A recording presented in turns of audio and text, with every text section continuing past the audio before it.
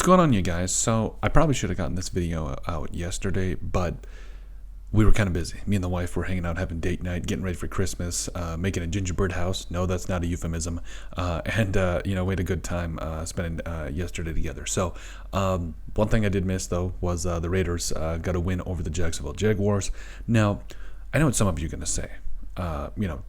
Obviously, the Raiders were in contention for the number one overall pick. Now they slid down to like 7. I know some people are going to complain, but I don't care. I don't care because we snapped a 10-game losing streak. It's about damn time. But anyway, we're going to touch on the players that are the winners and losers because everybody has their own edition of winners and losers, whether it's winners and losers, risers and fallers. Ours is standouts and fizzouts because of players that stood out, and fizzouts usually because of pop. Now, I don't have pop with me here this morning. I have coffee. Let us know what kind of coffee you guys drink. Like we said, we think pop should replace all water. Like that's how good pop is, or soda for those of you that live in the East or the West. Overall, though, pop is so great. Let us know what kind of pop or coffee you guys drink in the comment section down below. As far as pop goes, for me, I'm more of a Coke kind of guy. Coffee, I like it black, but I also like it with a little bit of French vanilla creamer. Anyway, let us know in the comment section down below. No more procrastinating, Colton. Okay, so we'll get into the standouts of this one to kind of kick things off here. So number one, Brock Bowers goes over 1,000 yards for the season in his rookie year, which I don't think has been done before.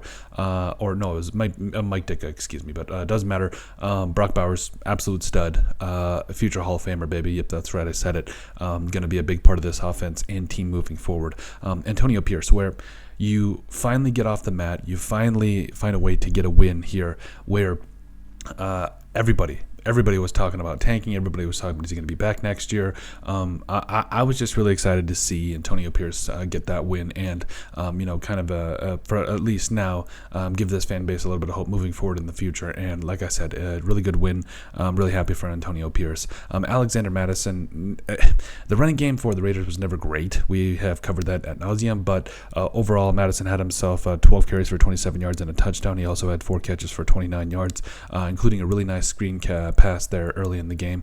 Amir Abdullah also had himself a day, 7 carries for 38 yards and a touchdown. Also had 5 catches for 47 yards, including that wing and a prayer from Aiden O'Connell, who he didn't make it on the. I'll spoiler alert. He didn't make it on the standouts. He also didn't make it on the fizzouts. He was just medium. We'll take that. Trey Tucker, who caught 2 passes for 41 yards, as did Jacoby Myers. Like we said, like those guys, the offense was about Brock Bowers and a little bit of the running game, and those guys took a little bit of a back seat, but overall they came up with some big catches for their teams when they needed it the most. Charles Snowden had himself a day as well, all over the place, as well as I think he even put a couple of pressures on some guys, but also I think if I remember correctly, was in on some of those fumbles. Although Isaiah Palamao, I believe, actually forced both of them, so that's good to see. Isaiah Palamao, speak of the devil, just everywhere on defense, led the team with 9 tackles, also had 2 forced fumbles. Really good for Isaiah Palamao. I think he's going to get a lot more opportunities here with the Raiders. Caleb Von Chason had the Raiders' lone sack, even though I will admit I felt like the Raiders did a really good job of getting pressure today, or yesterday rather. Trayvon Morg had that fumble recovery, as well as had 6 tackles on the day and made a couple of nice plays in coverage and everything, and was fantastic for that Raiders defense. Still a leader. We still love me some Trayvon Morg. The fizzouts, or the coffee creamers. Anyway, point is that the no call on the Bigsby at rock on 4th down. So early in the game, if you guys watched the game, you'll notice that Tank Bigsby on 4th and 1 got converted to first down, but you could see this man rocked forward, and there was no call on that false start, which kind of drove me nuts. But also Dylan Parham, pass protection, just got absolutely bull rush, destroyed on that sack early in the game there by the Jaguars. I'm trying to remember who it was. It was the rookie out of LSU. I think it was Mazon Smith, but just got absolutely just pushed into the lap of him. Wasn't great. Aiden O'Connell holding onto the football, just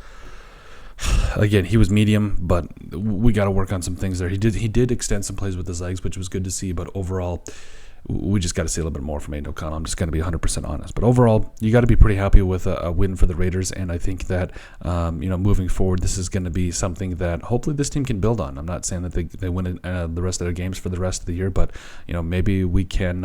Hopefully, this is a sign of what's to come. A lot of Brock Bowers shutdown defense, and we can go from there. But overall, let us know what you guys think. Also, like we said, let us know in the comment section what kind of pop and soda and coffee you drink. Make sure you guys like, comment, and subscribe down below, and we'll see you on the next video.